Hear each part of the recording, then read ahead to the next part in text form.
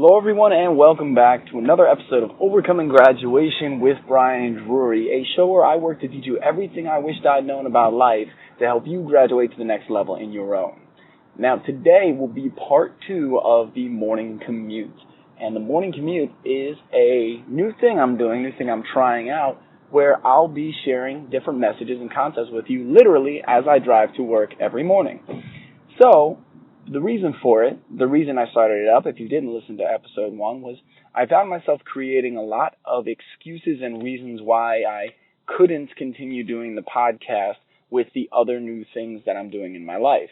That it was too much of a time commitment, or that I had other things that needed to be a priority right now, when the podcast is something I love. It was the inception of my business, really, and is one of my favorite ways to connect with audiences, to share messages, to connect with incredible people around the world, and help give them a platform to share their messages with you. So the morning commute is an effort for me to call myself on my own bullshit, which is something that my coaches do for me, my great friends do for me, that I do for clients. And so just to say, all right, man, if it's something you really want, then how can you bring it back in? Where can you create 15 minutes here, 30 minutes there to do the recording, to do the editing, to do the show note creation, to do the building of the automation so that it can just set and run and publish on a given day at a given time? And the first step was just saying, okay, not sure about the other steps yet, but why not just take my existing recording equipment, being my iPhone and my headphones, plug it in, start driving, turn on the recorder, and go. Because there are so many messages I want to share in this recent move out to California. It's only been 4 months since I was able to realize one of my biggest dreams, and I got a new job to move to the West Coast.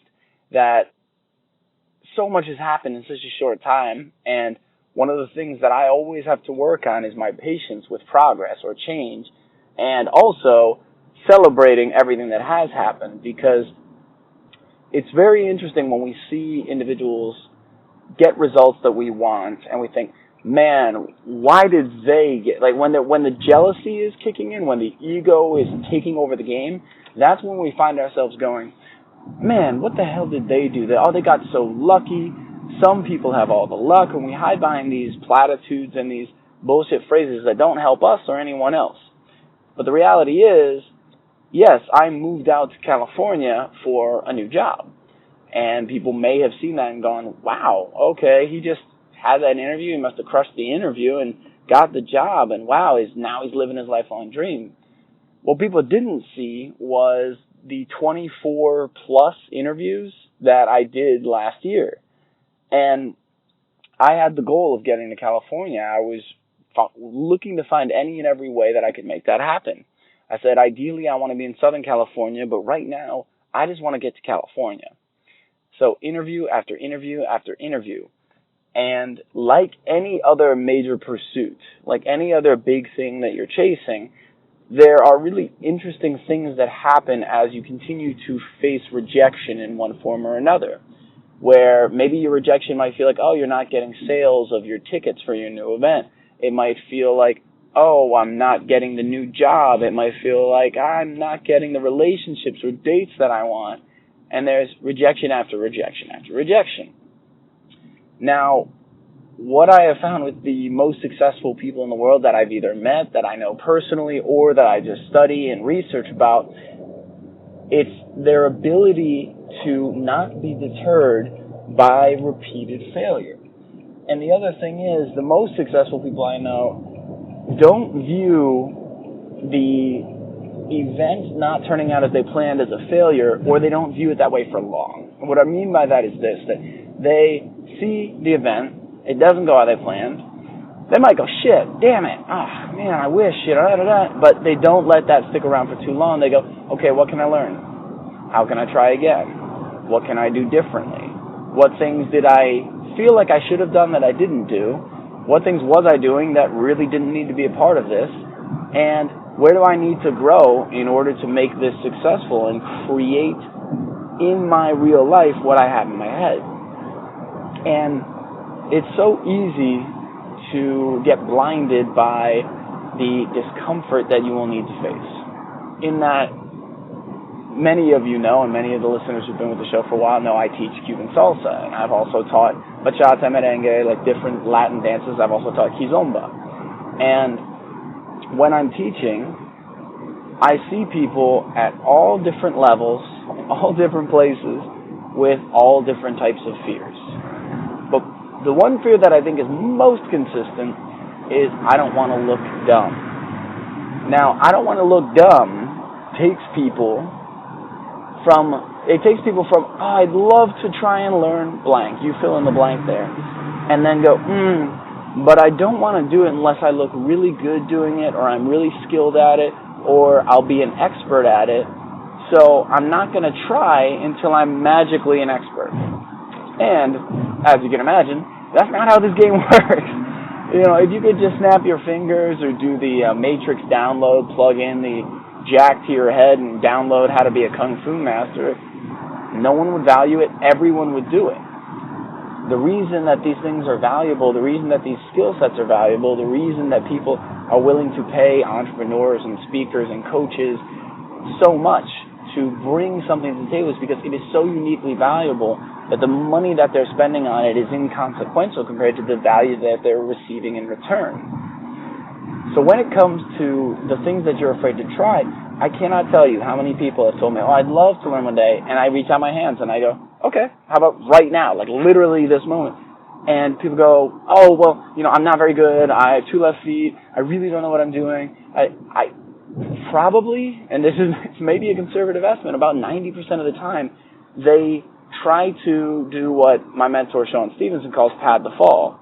They don't want to fall as hard. They want to create something that makes it easier for them to hit the ground but bounce back up because they've got a soft, cushy mattress or a big pile of feathers there. And we do this all the time. We go to try something new. We go, hey, listen, I'm not very good. I've never done this before. I don't really know what I'm not sure. Because we want to justify why we're going to suck in some way. Like, instead of just leaning in and saying, hey, I'm new, and I'm going to try it. I'm going to give it my best. I'm going to lean in this moment and just say, well, let me see how it goes. Because if you've ever tried dancing or snowboarding or wakeboarding or drawing, you name it, like just go down the list. Very, very, very few people immediately are awesome. And by very few, I mean, like, there was this one guy and this one woman once in history. Like, those two, I think they got married. It was really magical. It was back in, like, the year 7. They were great people. You should have seen it. But really, it's like this idea that we're just going to be able to get it without any discomfort is a real flawed thing. And trying to avoid discomfort and notice the word discomfort, not pain. I'm not saying you need to create pain. That's a very different thing. Even in exercise, you shouldn't be creating pain. It should be like discomfort means, man, this is heavier than I thought it was going to be. Man, I don't know if I can do that many reps. You know, man, this is really intense. I've never run this far. But when it gets to pain and when you're injuring yourself, you're doing something wrong because you're going to limit your ability to continue training. And if you're playing the long game in life, that's where the real progress and success comes from. So, when you're looking at your life, there are going to be areas, because for everyone there are. I don't care how successful, how much money you have, there is always something that we are doing that we are looking at and we're trying to either pad the fall or we're using the discomfort to avoid taking the first step. With something bigger, like a move to California, there's a lot more things that we have to consider, that we have to tackle, we have to look into, a lot more unknowns. I didn't know where I was going to live. I didn't know what city I was going to be in. Knew where I was going to be working. I had that. Didn't know who my roommates were going to be. Knew I wanted roommates, but didn't know who they would be. So I came out here not knowing who I was going to live with, where I was going to live, what city I was going to live in, what it was like to actually live here. I'd visited, sure, but living and visiting are two different things. And What is this new job going to be like? What is this new area going to be like? Am I going to acclimate? So there's all these questions.